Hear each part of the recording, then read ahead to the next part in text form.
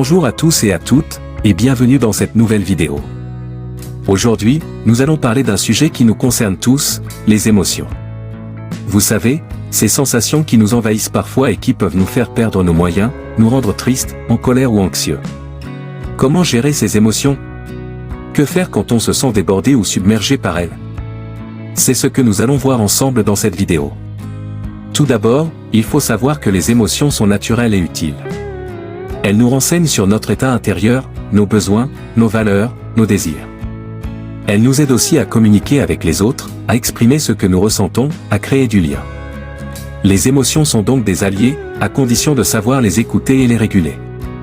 Mais parfois, les émotions peuvent être trop intenses, trop fréquentes ou trop disproportionnées par rapport à la situation.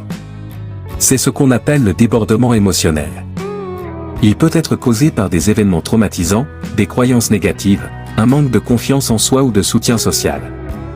Le débordement émotionnel peut avoir des conséquences néfastes sur notre santé physique et mentale, comme le stress, l'anxiété, la dépression, les troubles du sommeil ou de l'alimentation. Alors, que faire quand on est émotionnel? Voici quelques conseils. Reconnaître et nommer ses émotions. Il est important de prendre conscience de ce que l'on ressent et de mettre des mots dessus. Par exemple, je me sens triste parce que je viens de perdre mon travail, je suis en colère parce que je me sens injustement traité, je suis anxieux parce que je dois passer un examen. Cela permet de clarifier la situation et de se sentir moins submergé. Accepter ses émotions sans les juger ni les réprimer. Il n'y a pas de bonnes ou de mauvaises émotions, il n'y a que des émotions adaptées ou inadaptées à la situation. Il ne faut pas se culpabiliser ni se critiquer pour ce que l'on ressent.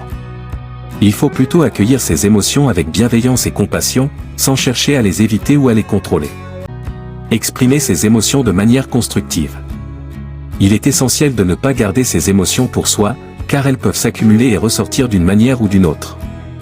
Il faut donc trouver un moyen de les extérioriser, que ce soit en parlant à quelqu'un de confiance, en écrivant dans un journal intime, en faisant une activité artistique ou physique, ou encore en pleurant ou en criant si besoin. Chercher des solutions aux problèmes qui génèrent des émotions négatives. Il ne suffit pas de gérer ces émotions, il faut aussi agir sur les causes qui les provoquent. Il faut donc identifier les sources de stress, de frustration, de peur ou de tristesse dans sa vie et essayer de les résoudre ou de les atténuer. Par exemple, demander de l'aide, changer de situation, se fixer des objectifs réalistes, se faire accompagner par un professionnel si nécessaire. Cultiver des émotions positives au quotidien. Il est aussi important de se faire plaisir et de se réjouir des petites choses de la vie.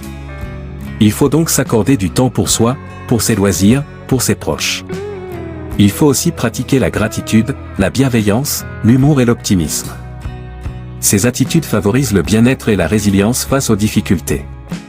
Voilà, j'espère que ces conseils vous ont été utiles. N'oubliez pas que les émotions sont des signaux qui nous indiquent ce qui est important pour nous et ce qui doit être changé. Si vous avez aimé cette vidéo, n'hésitez pas à la liker, la partager et à vous abonner à ma chaîne. Je vous dis à bientôt pour une prochaine vidéo.